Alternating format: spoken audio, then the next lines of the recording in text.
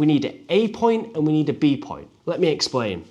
You know when you go driving, you never get in your car not knowing where you're going, unless you're depressed at 10 o'clock at night, listening to music, just wanting to be in your own thoughts. But you don't, you have a destination, you have a final destination, because if you didn't, you wouldn't know when to make a left turn and you wouldn't know when to make a right turn. You just end up going anywhere. And with your speaking, we can't do that. We need a B point. So in driving, A is where you are, B is where you want to get to. In speaking, A is where you are, and B is what you want out of the speech. And we figure out what B is by answering this question. What do you want the audience to think, feel, or do after listening to you? That is your B point.